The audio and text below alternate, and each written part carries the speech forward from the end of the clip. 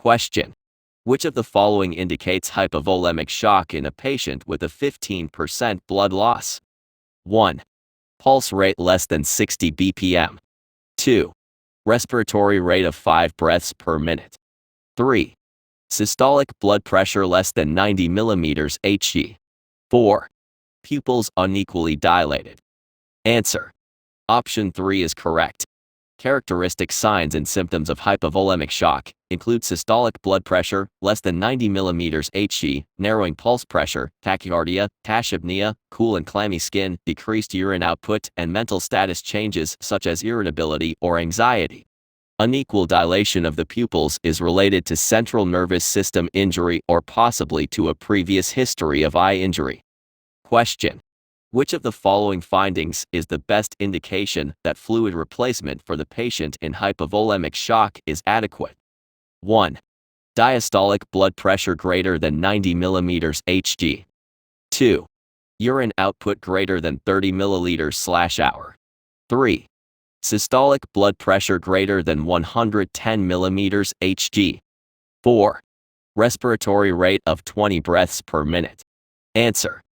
Option 2 is correct. Urine output provides the most sensitive indicator of the client's response to therapy for hypovolemic shock. Urine output should be consistently greater than 35 milliliters per hour. Blood pressure is a more accurate reflection of vasoconstriction's adequacy than tissue perfusion. Respiratory rate is not a sensitive indicator of fluid balance in a patient recovering from hypovolemic shock. Question. The patient who does not respond adequately to fluid replacement has a prescription for an IV infusion of dopamine hydrochloride at 5 mg per kilogram per minute. To determine that the drug has the desired effect, the nurse should assess the client for 1.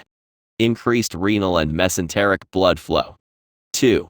Vasoconstriction. 3. Decreased preload and afterload. 4. Increased cardiac output. Answer. Option 4 is correct. At medium doses 4 to 8 meters Cg per kilogram per minute, dopamine hydrochloride slightly increases the heart rate and improves contractility to increase cardiac output and improve tissue perfusion. When given at low doses 0.5 to 3.0 meters Cg per kilogram per minute, dopamine increases renal and mesenteric blood flow. At high doses 8 to 10 mg per kilogram per minute, dopamine produces vasoconstriction, which is an undesirable effect. Dopamine is not given to affect preload and afterload. Question. A patient is receiving dopamine hydrochloride for treatment of shock. The nurse should 1. Assess arterial blood gases at least every 2 hours. 2. Administer pain medication concurrently. 3. Monitor blood pressure continuously. 4. Monitor for signs of infection. Answer. Option 3 is correct. The patient receiving dopamine hydrochloride requires continuous blood pressure monitoring with an invasive or non-invasive device. The nurse may titrate the IV infusion to maintain a systolic blood pressure of 90 mm Hg. Administration of a pain medication concurrently with dopamine hydrochloride, a potent sympathomimetic with dose-related alpha-1 adrenergic agonist, beta-1 selective adrenergic agonist, and dopaminergic blocking effects, is not a vital nursing action for a patient who is in shock with already low hemodynamic values. Arterial blood gas concentrations should be monitored according to the patient's respiratory status and acid-base balance status and are not directly related to the dopamine hydrochloride dosage. Monitoring for signs of infection is not associated with the nursing action for the client receiving dopamine hydrochloride. Question. A patient who has been taking warfarin has been admitted with severe acute rectal bleeding and the following laboratory results: international normalized ratio INR 8, hemoglobin 11 g per deciliter 110 g per liter, and hematocrit 33% 0.33. In which order should the nurse implement the following healthcare provider prescriptions? 1. Give 1 unit of fresh frozen plasma. 2. Administer vitamin K 2.5 mg by mouth. 3. Schedule the patient for sigmoidoscopy. 4. Administer IV dextrose 5% in 0.45% normal saline solution. Answer. First. Administer IV dextrose 5% in 0.45% normal saline solution. Second, give 1 unit of fresh frozen plasma. Third, administer vitamin K 2.5 mg by mouth. Fourth, schedule the patient for sigmoidoscopy. Analysis of the patient's laboratory results indicates that an INR of 8 is increased beyond therapeutic ranges. The patient is also experiencing severe acute rectal bleeding and has a hemoglobin level in the low range of normal and a hematocrit reflecting fluid volume loss. The nurse should first establish an IV line and administer the dextrose in saline. Next, the nurse should administer the FFP. FFP contains concentrated clotting factors and provides an immediate reversal of the prolonged INR.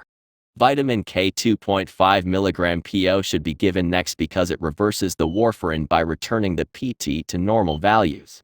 However, the reversal process occurs over 1 to 2 hours. Last, the nurse can schedule the patient for a sigmoidoscopy. Question: when assessing a patient for early septic shock, the nurse should evaluate the patient for which of the following? 1. Hemorrhage. 2. Cool, clammy skin. 3. Warm, flushed skin. 4. Increased blood pressure. Answer: option 3 is correct. Warm, flushed skin from a high cardiac output with vasodilation occurs in warm shock or the hyperdynamic phase, first phase of septic shock. Signs and symptoms of early septic shock include fever with restlessness and confusion, normal or decreased blood pressure with tachypnea and tachycardia, increased or normal urine output, and nausea and vomiting, or diarrhea. Cool, clammy skin occurs in the hypodynamic or cold phase, later phase. Hemorrhage is not a factor in septic shock. Question: a patient with toxic shock has received ceftriaxone sodium, Rocephin, 1 gram every 12 hours. In addition to culture and sensitivity studies, which other laboratory findings should the nurse monitor? 1. Arterial blood gases. 2. Serum creatinine. 3. Spinal fluid analysis. 4. Serum osmolality. Answer: option 2 is correct. The nurse monitors the blood levels of antibiotics, white blood cells, serum creatinine, and blood urea nitrogen because of the decreased perfusion to the kidneys, which are responsible for filtering out the Rocephin. It is likely that the clearance of the antibiotic has been decreased enough to cause toxicity. Increased levels of these laboratory values should be reported to the physician immediately. Spinal fluid analysis is done to examine cerebral spinal fluid, but there is no sign of central nervous system involvement in this case. Arterial blood gases determine actual blood gas levels and assess acid-base balance. Serum osmolality is used to monitor fluid and electrolyte balance. Question: which of the following is the essential goal of nursing care for a patient in shock? 1. Manage fluid overload. 2. Manage increased cardiac output. 3. Manage vasoconstriction of vascular beds. 4. Manage inadequate tissue perfusion. Answer: option 4 is correct. Nursing interventions and collaborative management focus on correcting and maintaining adequate tissue perfusion. Inadequate tissue perfusion may be caused by hemorrhage, as in hypovolemic shock, by decreased cardiac output, as in cardiogenic shock, or by massive vasodilation of the vascular bed, as in neurogenic, anaphylactic, and septic shock. The fluid deficit, not fluid overload, occurs in shock. Question: which of the following is a risk factor for a patient with hypovolemic shock? 1. Hemorrhage. 2. Antigen-antibody response. 3. Vasodilation. 4. Gram-negative bacteria. Answer: option 1 is correct. The causes of hypovolemic shock include external fluid loss, such as hemorrhage, internal fluid shifting, ascites, severe edema, and dehydration. Massive vasodilation is the initial phase of vasogenic or distributive shock, which can be further subdivided into 3 types of shock: septic, neurogenic, and anaphylactic. A severe antigen-antibody response occurs in anaphylactic shock. Gram-negative bacterial infection is the most common cause of septic shock.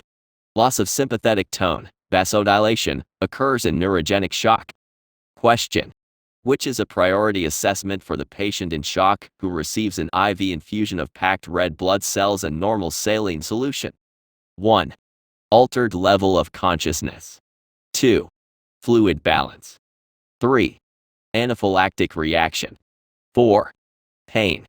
Answer. Option 3 is correct.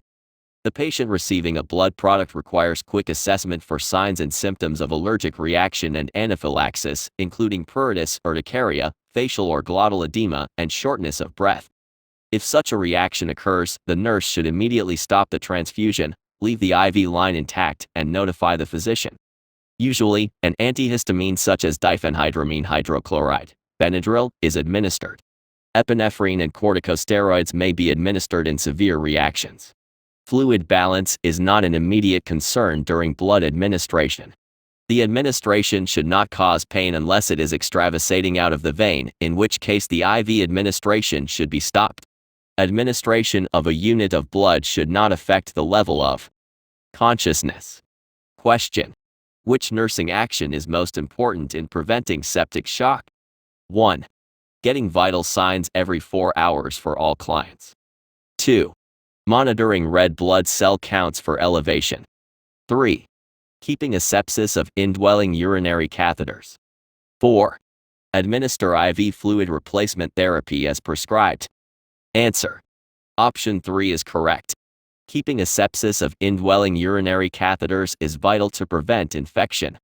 Preventing septic shock is a primary focus of nursing care, because the mortality rate for septic shock is as high as 90% in some populations.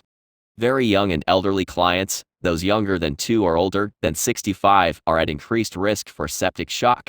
Administering IV fluid replacement therapy, obtaining vital signs every 4 hours on all patient, and monitoring red blood cell counts for elevation do not pertain to septic shock prevention. Question. Which of the following indicates a complication of septic shock to a patient? 1. Chronic obstructive pulmonary disease. 2. Anaphylaxis. 3. Acute respiratory distress syndrome. 4. Mitral valve prolapse. Answer. Option 3 is correct. Acute respiratory distress syndrome, ARDS, is a complication associated with septic shock, causes respiratory failure, and may lead to death even after the client has recovered from the shock. Anaphylaxis is a distributive or vasogenic shock. Chronic obstructive pulmonary disease is a functional category of pulmonary disease that consists of persistent obstruction of bronchial airflow and involves chronic bronchitis and chronic emphysema. Mitral valve prolapse is when the mitral valve is pushed back too far during ventricular contraction. Thanks for watching. Subscribe and watch playlist for more videos.